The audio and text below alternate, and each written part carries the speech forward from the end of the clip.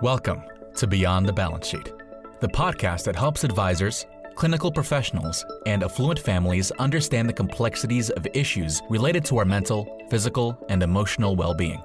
Our co-hosts, Arden O'Connor and Diana Clark, will interview a series of guests on a range of topics, providing informative content and practical tools for professionals and families to consider. Here are your hosts, Arden and Diana. Welcome to another episode of Beyond the Balance Sheet podcast. Arden and I have been having conversations lately about what kinds of the things make living at home during this time when other restaurants and forms of entertainment may not be open to us, what makes being at home worth it? And so I'm going to pose Arden a question. What is your luxury item that you go to when you are finding yourself stale at home? Well, I think I am now going to have to give up my luxury item, which is very upsetting to me. But for a long time, as many people do, I found comfort in food. And I discovered a very small chocolate shop called Beacon Hill Chocolates in downtown Boston that I absolutely love because their chocolate is delicious, but they also let you go on the website and pick out individual chocolates so you can read the description. And so I would spend probably at least 30 minutes going chocolate by chocolate, adding it into a box and having it mailed to us. And I would say for the duration of the pandemic, I was averaging a box a week.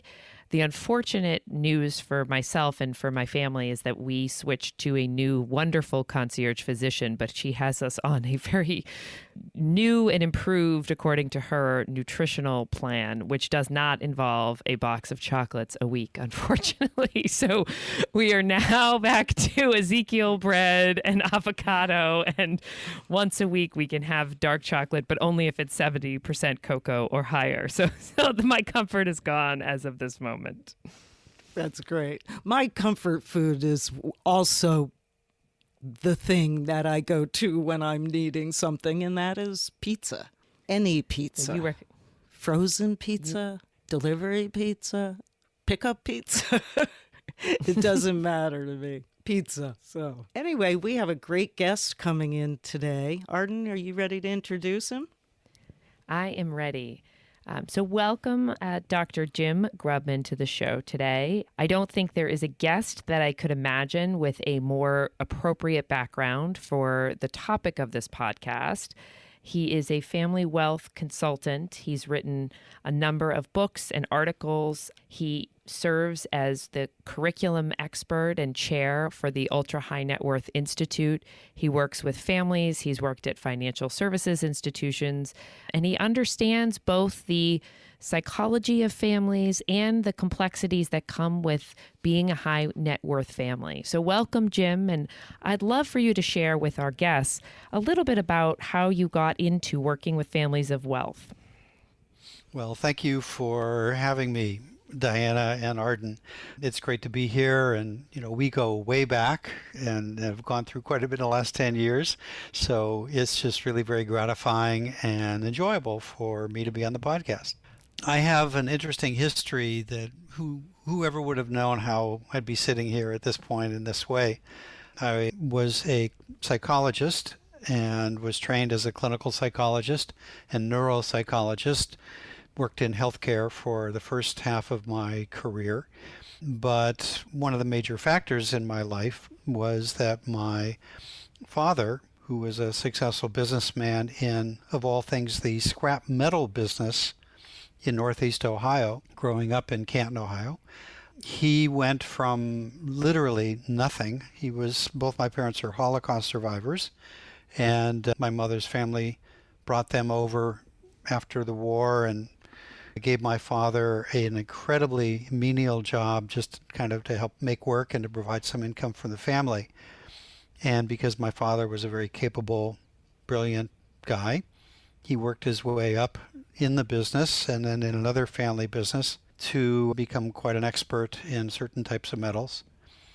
And then just as I was about to go off to graduate school in psychology in 1980 in the fall, he didn't feel very good one day, and he dropped dead of a heart attack by the end of the afternoon, which plunged my family into a very different situation. What it did is he left my mother some money through his business dealings, investments, and insurance and things. And I was going off to psychology graduate school, so my life split.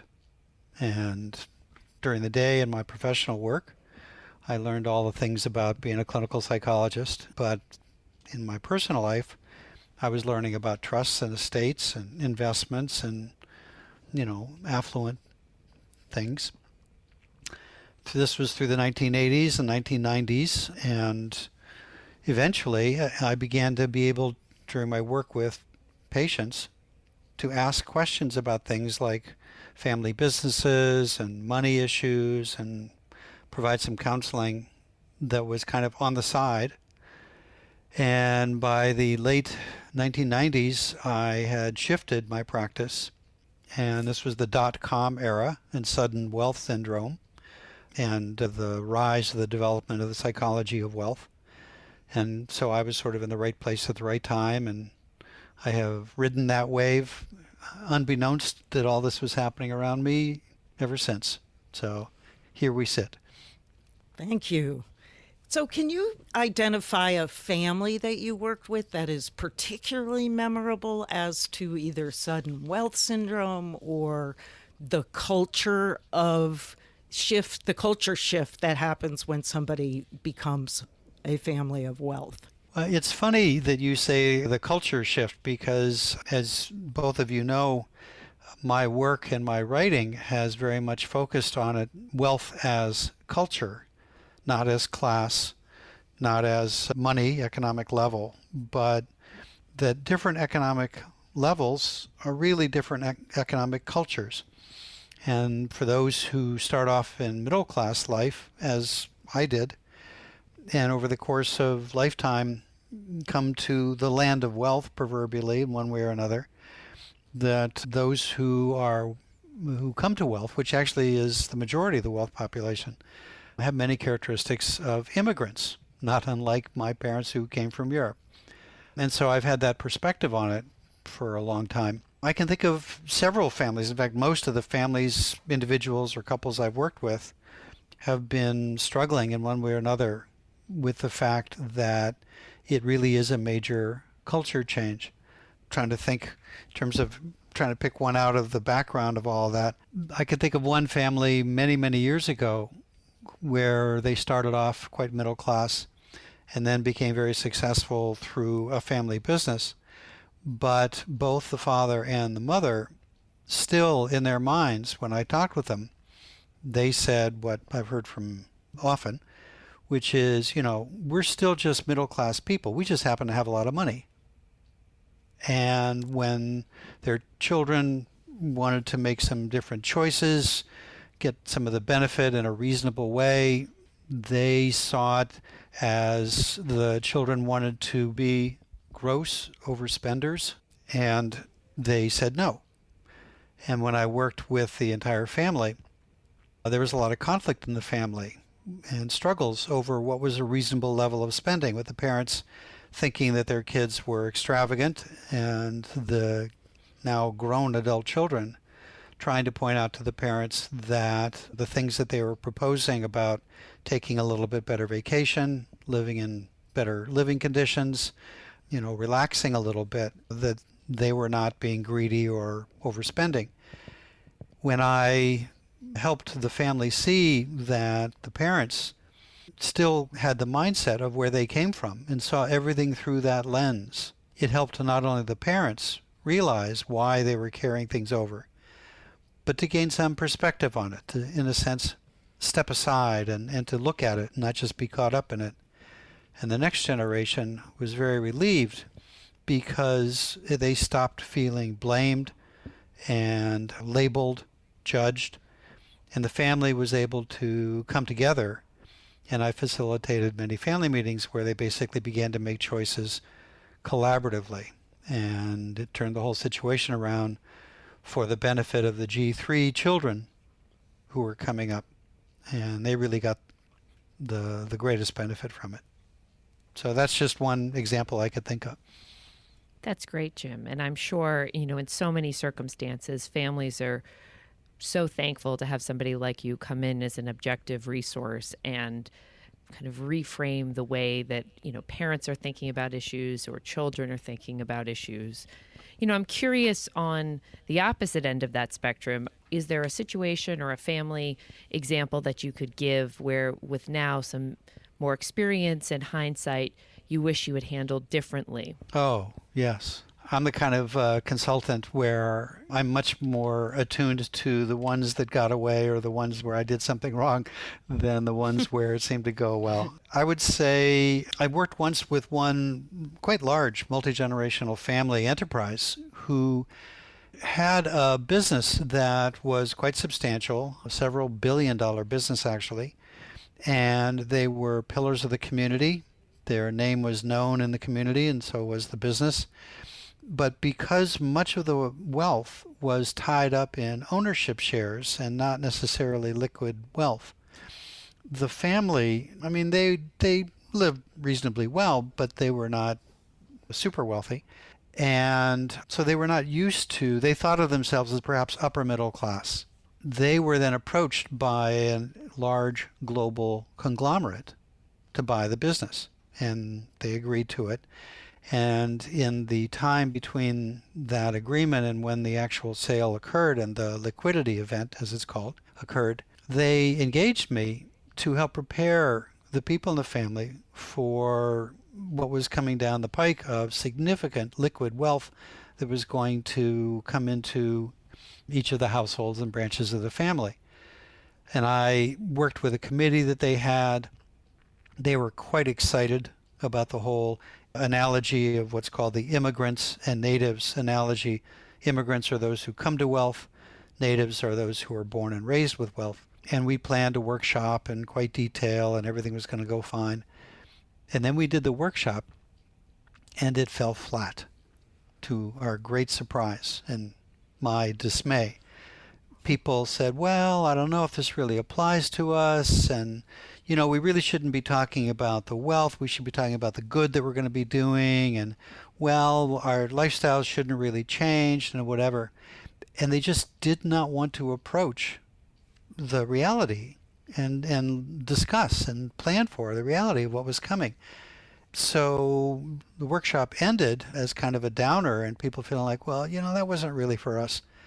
And we were puzzled by why it didn't really work. And the key that we later found out in doing debriefings as to what happened, ironically, came from the in-laws, the marrieds who were sitting in on the family meeting, who were kind of quiet because they were absolutely not surprised. I talked with one of them, and they said, oh, yeah, this was ridiculous. Of course they're going to be very wealthy. And it's like they cannot wrap their heads around a complete denial about what is coming for them. They were just not ready to listen to it. But everything that you were saying was right on target. And as in-laws looking in from the outside, we knew what you were talking about and we're very interested in it. But this family just was not ready emotionally to hear what we had to talk about or to learn what they needed to do. And so it taught me a lesson about that.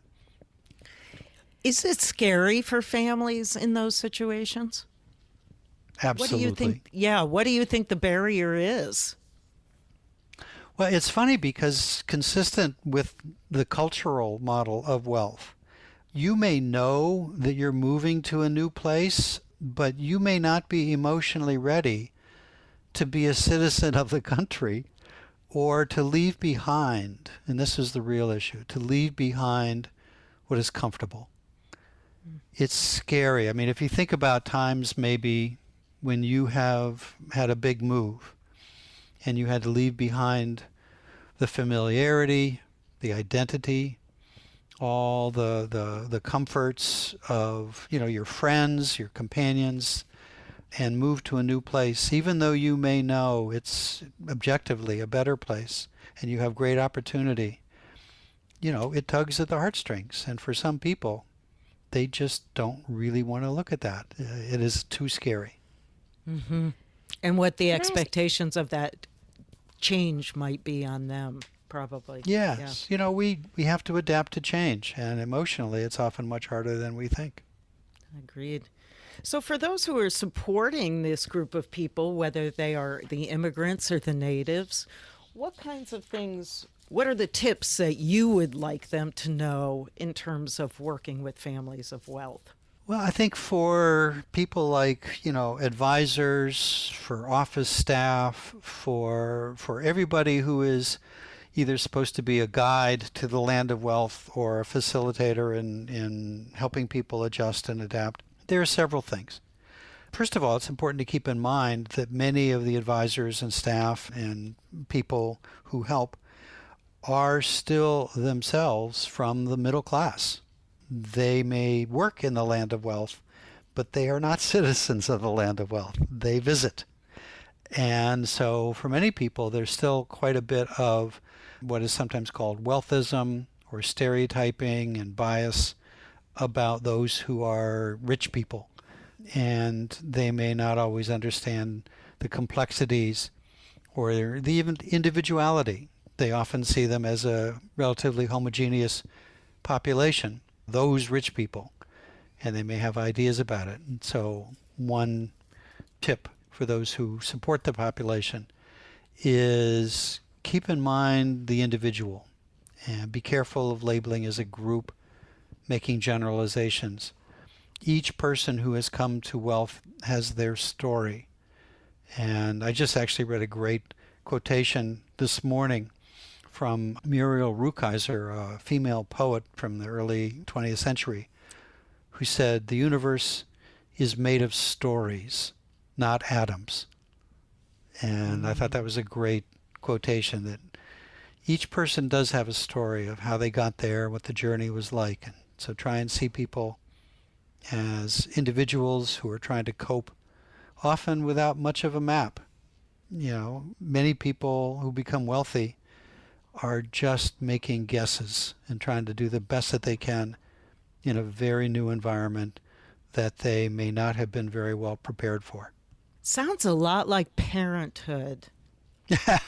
Yes, it does. As a follow-up to that, I think, one of the things that I think is interesting for whether it's a therapist or some other kind of advisor is to deal with their own issues around money and wealth. And what does it mean to support these families with the kind of beginner's mind that you're describing, Jim? So I guess my question is, how do you advise people starting out in the field or perhaps who are on a case, they're very experienced, but something they know is triggering them? Are there techniques that you would suggest that people use in order to examine their own biases and determine, a path forward in situations where, there's some of their own emotions coming to the surface?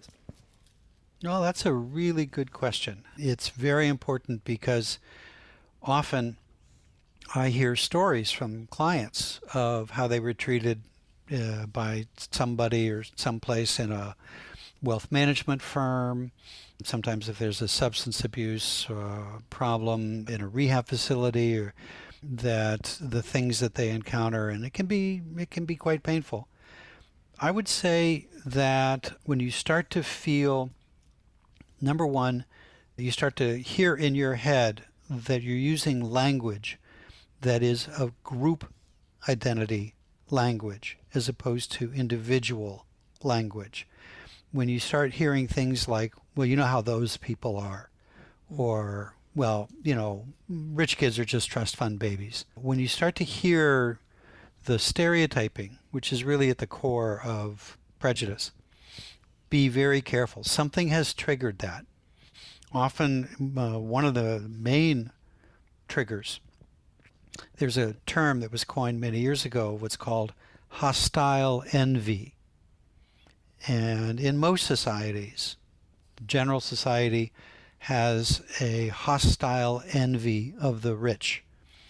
And one side of the coin is the resentment and hostility and anger, and the other is the envy and the wishing that you could be rich yourself. When hostile envy raises its head and you start to see it as a group, stop and think, what is triggering this for me? And very often it may be some stress, constraint in your own life. If you have limitations because of money, the hurt and the anger that rises up from that gets projected onto the wealthy. So knowing your own reactions, being able to watch them, and in general, knowing your own money story and money messages is fundamental to being able to work with this population. That's That's a great point. So we like to end our podcast with this last question, which is, what is something you would like our listeners to consider? What's a bit to consider? Interesting question. I guess what I would say, and this may be surprising to many people who are not wealthy, which is that wealth is not what it seems. It's much more complicated. And it's much more complicated to adjust to navigate, learn about, and over time to adapt as a family.